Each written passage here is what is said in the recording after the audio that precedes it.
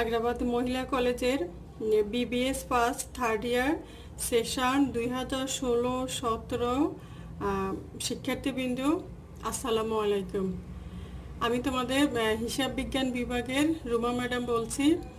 আমি তোমাদের যে যে বইটা যে পেপারটা পড়াচ্ছি সেটা হচ্ছে অ্যাকাউন্টিং 6th পেপার, মানে কস্ট অ্যাকাউন্টিংয়ের আমি পড়াচ্ছি চ্যাপ্টার 2, যেটা হচ্ছে তোমাদের স্টেটমেন্ট অফ কস্ট। আসো আজকে আমরা যে অঙ্কটা করব সেটা হচ্ছে, তোমরা হয়তো এতদিনে সবাই বই কিনেছ, পদ্মা প্রকাশনীর 6 নাম্বার অঙ্ক। পদ্মা প্রকাশনীর 6 নাম্বার অঙ্ক। আমি আর প্রশ্নটা লিখে দিচ্ছি না, তোমরা এখান থেকে দেখে নাও, আর যাদের বই আছে তারা বইটা দেখবা। এক্সারসাইজ 6, প্রশ্নটা শুনো কি বলা আছে দেখো। The following information has been taken from the record of Minerva traders. নিচে কি দেখো কি বলা আছে, ইনভেন্টরিজ জানুয়ারি 1 ডিসেম্বর 31। আমরা জানি জানুয়ারি 1 মানে হচ্ছে ওপেনিং ইনভেন্টরি, আর ডিসেম্বর 31 মানে হচ্ছে ক্লোজিং ইনভেন্টরি। তাহলে ইনভেন্টরি দেওয়া আছে দেখো, finished good, work in progress, material. এটা তিনটারই প্রারম্ভিকও দেওয়া আছে, সমাপনীয় দেওয়া আছে। তারপর নিচে কি বলা আছে দেখো, material purchase, direct labour, freight in, sales, salary and expenses, other factory expenses, freight out, factory insurance, depreciation machinery, purchase return and allowance, sales, purchase discount. তারপর দেওয়া আছে কি ফ্যাক্টরি লাইটিং। রিকোয়ার্ড কি করতে বলছে দেখো, prepare a cost statement for the year. একটা cost sheet তৈরি করতে বলেছে। তাহলে আসলে আমরা এই অঙ্কটা দিয়ে একটা কস্ট শিট প্রস্তুত করব। আমরা অঙ্কটা শুরু করছি। তোমরা আবারও বলছি, এটা হচ্ছে তোমাদের পদ্মা প্রকাশনীর 6 নাম্বার অঙ্ক। পদ্মা প্রকাশনীর 6 নাম্বার অঙ্ক। তোমরা হয়তো এতদিনে বইটা কিনেছ, সেই জন্য আমি প্রশ্নটা লিখে দিচ্ছি না। কি বলা আছে দেখো, 6 নাম্বার অঙ্ক solution. Minerva traders cost of statement for the year ended December 31st ইয়ার। তারপর দেখো এলিমেন্টস অফ কস্ট, টাকা, কস্টের উপাদান সমূহ টাকা। আমরা তো আগেই নিয়মটা লিখে দিয়েছিলাম। প্রথমে লিখতে হবে ওপেনিং ইনভেন্টরি অফ ম্যাটেরিয়াল, যেটা তোমাদের প্রশ্নে দেওয়া ছিল 1 তারিখের, জানুয়ারি 1 তারিখে যে ম্যাটেরিয়াল ছিল সেটা হচ্ছে ওপেনিং ছিল 1000। তার সাথে আমরা অ্যাড করব পারচেজ অফ র ম্যাটেরিয়াল, যেটা ক্রয় করেছে 1 লক্ষ টাকা। তাহলে কত আসে, 1,01,000।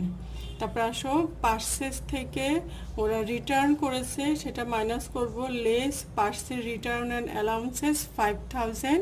তাহলে কত আসে, 96,000। তারপর আসো মাইনাস করবো আবার পারচেজ ডিসকাউন্টেড 800। তাহলে কত আসে, 95,200। তারপর আসো ফ্রাইট ইন মানে ক্রয় পরিবহন, সেটা করতে হবে যোগ।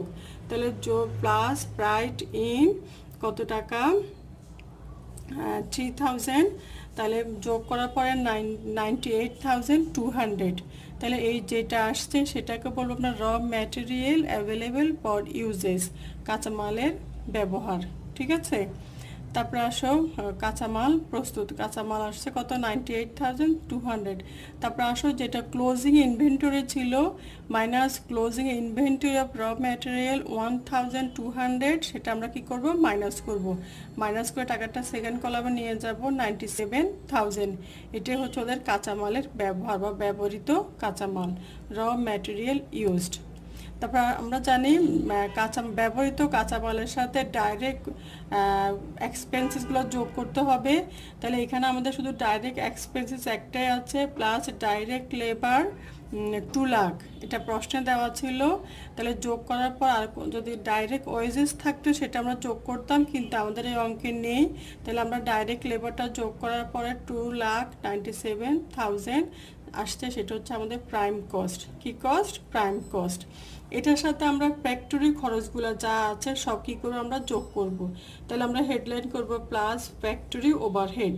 ফ্যাক্টরি সংক্রান্ত যে সমস্ত খরচ সেগুলো হেডলাইন করব প্লাস ফ্যাক্টরি ওভারহেড। হেডলাইন করে নিচে লিখব factory insurance 12,500, factory lighting 2,000, depreciation machinery. মেশিনারির অবচয় কিন্তু ফ্যাক্টরিতে হয়, সেজন্য এটাও ফ্যাক্টরিতে আসবে। ডেপ্রিসিয়েশন মেশিনারি 40,000 টাকা। তারপর আদার ফ্যাক্টরি এক্সপেন্সেস 4,000 টাকা।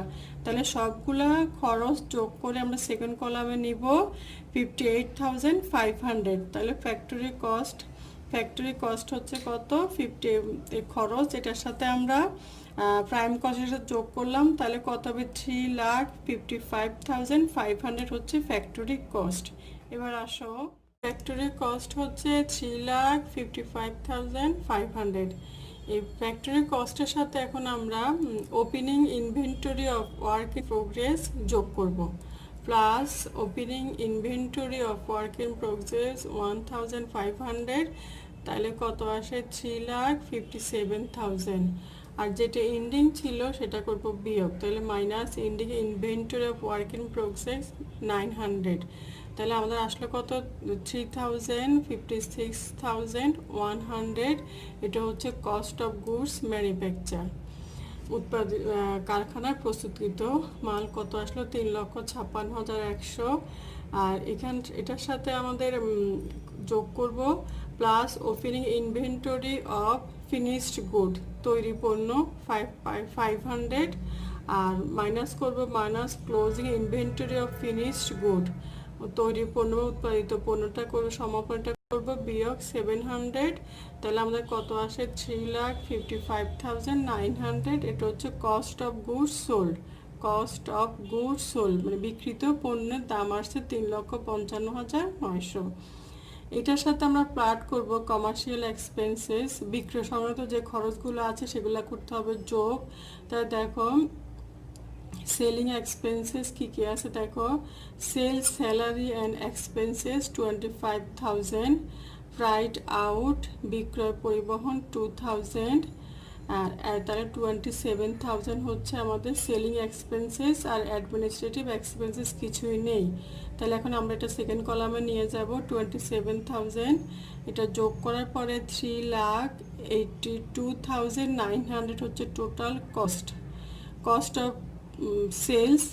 এখন দেখো তোমাদের প্রশ্নে সেলস দেওয়া ছিল, আমাদের প্রশ্নে সেলস দেওয়া ছিল, আমরা একটু ফাঁক করে নিচে টান দিয়ে সেলস লিখে ফেলবো 3,50,000। আর এটা থেকে এটা মাইনাস করব, তাহলে দেখো বিক্রয় থেকে আমাদের বিক্রিত পণ্যের ব্যয়টা হচ্ছে বড়। যদি বিক্রয় বড় হয় তাহলে হবে লাভ, আর যদি খরচটা বড় হয়, কস্টটা বড় হয়, তাহলে হবে ক্ষতি। তাহলে আমাদের দেখা যাচ্ছে টোটাল কস্ট অথবা কস্ট অফ সেলস খরচ আসছে কত? 3,82,900। আমরা এই পণ্যগুলো বিক্রি করেছি 3,50,000। তাহলে যে ব্যালেন্সিং ফিগারটা সেটা হচ্ছে আমাদের নেট লস। তাই নেট লস ব্যালেন্সিং ফিগার 32,900। তাহলে এটা হচ্ছে আমাদের নেট লস।